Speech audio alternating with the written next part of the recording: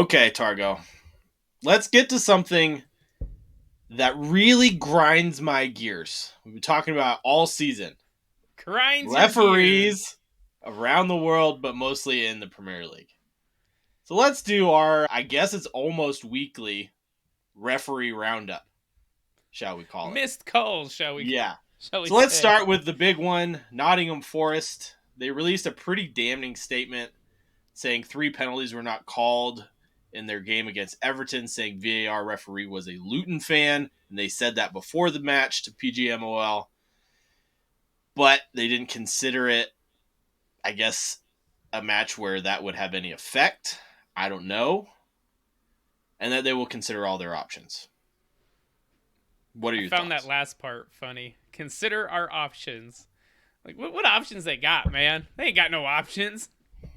I mean, let's look back and see, all the teams that have said let's consider our options. What has happened with those teams and the options? Nothing, man. Nothing Yeah, has happened. you get a complaint, an apology, or them telling you you're wrong, and then you end up getting fined. There's no such thing as a replay. So, I mean, Liverpool had a goal taken back that was rightfully a goal. And what happened there? Nothing. That's the an biggest apology. sin Yeah, you that was it. can commit there. I mean, I get where Forrest is coming from. It's good they're trying to stand up to all this because yes, the refereeing has been absolutely terrible. But at the same time, I'm not sure what they were hoping to accomplish with that statement. And not to mention, one Mark Clattenburg. Remember him? He works for He Nottingham works Forest, for yeah. them. Yeah. And his statement that he released as well said that all 3 of these should have been penalties. So I don't understand the statement at all. Why I don't be either. I public mean, about it? you can go through them. I think one of them was a handball and Ashley. They're all involve Ashley Young. One of them was a handball and Ashley Young. Seen them given, seen them not given. It's one of those where depends what referee you have. Is it a clear and obvious error? Probably not. Another foul again. Ashley Young fouled someone in the box. It was one of those. Yeah, it was clumsy, but could the attacking player been a little stronger? Seen him Yeah. given, seen him not given.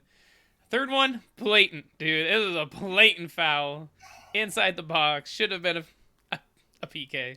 I mean, that's a Yeah. stone cold PK for sure. So I would say at least one of the 3 stone cold PKs. The ref got it completely wrong. VAR got it completely wrong. Yeah. Anthony Taylor, was he the Don't ask me who the match referee official? was. I don't Anyways, know. yeah, whoever was on VAR and whoever was match official, VAR didn't even tell him to go look at the monitor, which Which is, I don't get why they don't do that, man. It's so annoying. They have that option to go, oh, let me go take a second look, make sure it's correct. And you see it kind of both ways because you see it, for example, in Bundesliga or La Liga, they'll go to the screen, man, and they'll sit there and stare at it for like 2 minutes, almost convincing themselves of a foul or PK in the box. And so I don't know. I guess it depends which team you support and if the call is going for you or against you, honestly. yeah. I mean, my opinion is, Forrest had their chances in that match. Morgan Gibbs White had a wide open one-on-one with the keeper, put it wide. I don't think they should be coming out and complaining about these things. They should do it behind closed doors and apologize to the fans for having such a shit performance against the Everton side that pretty much got out of the relegation scrap with that win. I wouldn't say they're out of the relegation scrap, but they had a couple nice goals in that game. They That's did. for sure. Both Some of long them. range Yeah. efforts from Idrissa Gueye and Dwight Dwight McNeil. McNeil. Yeah. So, all right, staying in England. How about that FA Cup semifinals? Couple of handball decisions that went one way or the other. That one was interesting. Yeah. So we had a handball decision goes for Manchester City, but against Manchester United. Off a free kick, hits Jack Grealish in the arm, I believe, in the box. Do you think that should have been a penalty? Absolutely. It was a shot on target. His arm hits that Is ball. way outside of his It body. was Yeah. outside. Yeah. I do And think that was a penalty. that ball is probably going in if it doesn't hit his arm. I would say it's going on target. Okay. Well, we can agree on that at very least. But yeah, I don't know. How about the one against United? So yeah, it's against Aaron Wan-Bissaka. Cross comes in. You can see him trying to tuck his arm in, but doesn't get it in quick enough. Blocks across. Yeah. For me, they're both penalties. Yeah, I mean, arms away from the body, unnatural position, ball hits it by the definition of the law. Penalty. Only one of them was called. And it's the same competition. Yeah, same competition. But those are a couple interesting games, yeah. Yeah. Kind of off topic, though. Keeping with the United game. I mean, first off, they're up 3-0. You even said it yourself. You changed the channel. And then they let in 3 goals in the last 20 minutes. How Manchester United is that? It's very Manchester United this season, man. That is a definition of Manchester United. Oh. I couldn't believe it. I could not believe it that they were up 3-0. And I switch over to a different game, and then I check my phone. I'm like, holy shit, they're tied right now? Like, what? Could not believe it. And it goes to PKs. And Casemiro misses the first PK, so it puts some big pressure. But Onana steps up, makes a couple saves. There was a Coventry player missed, blazed it over. But, I mean, you can see a lot of the Manchester United players did not celebrate after that penalty shootout. Like, Højlund scores the winning PK. He runs to the fans and is, like, celebrating. He looks behind him and realizes no one's joining him, so he just stops. And then the one person who, was behind him that celebrated went over to the Coventry bench, and Anthony. What do you think He of went to the his players who were on the field. He went over to the players that were on the field and, like, celebrated in front of him. Yeah. Oh, poor sportsmanship. Yeah.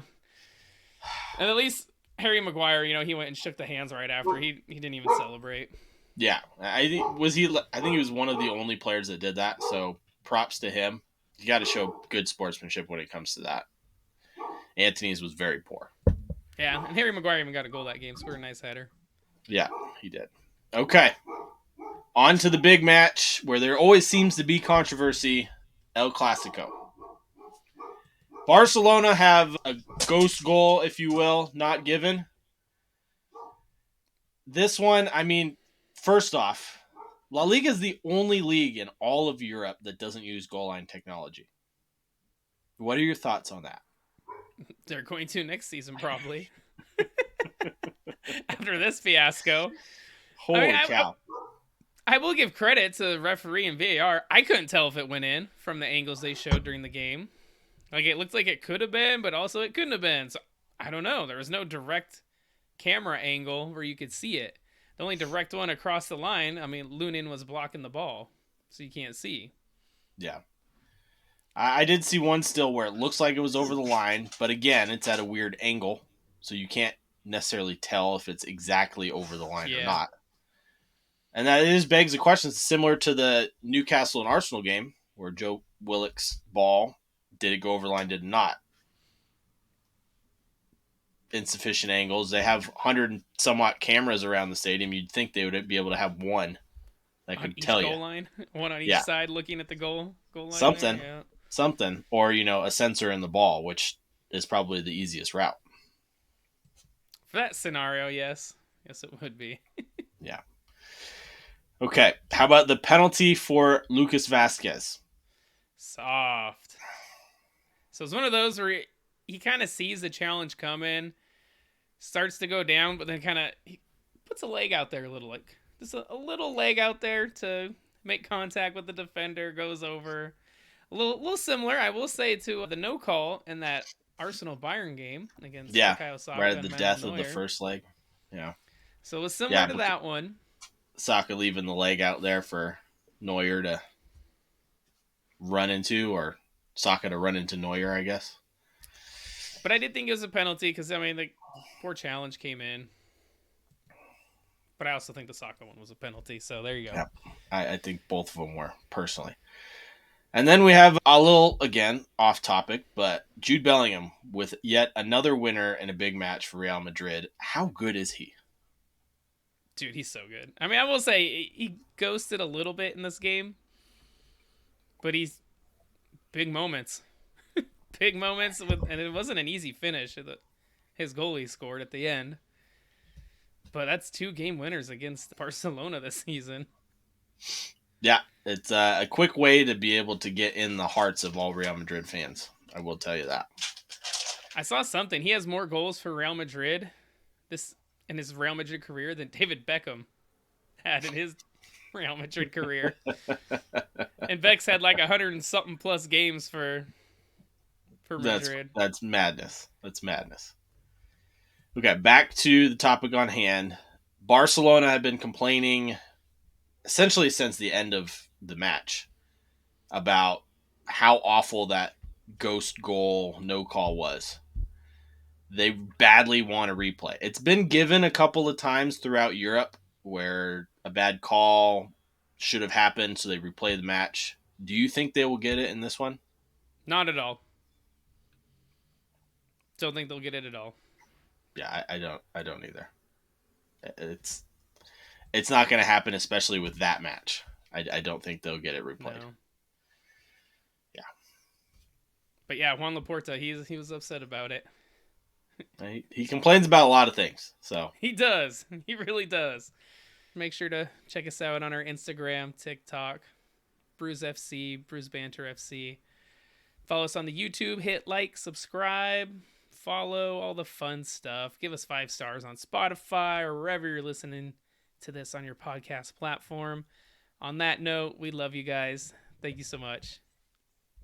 Cheers. Today's episode is brought to you by Acorn Hills Clothing Company. Sustainable clothing, biodegradable packaging, tree planted for every purchase, and a percentage of their sales donated to charities. Yeah, and that's not even the best part. They give you these plantable clothing tags with every purchase. Pretty much greatest idea ever. That is scan awesome. The QR code right here for planting instructions. So make sure you go to www.acornhillsco.com and use Brews15. That is BREWS15 at checkout for 15% off and have your tree planted today. Yes, don't forget to use our code Brews15 at checkout for 15% off. This is one you don't want to miss, guys.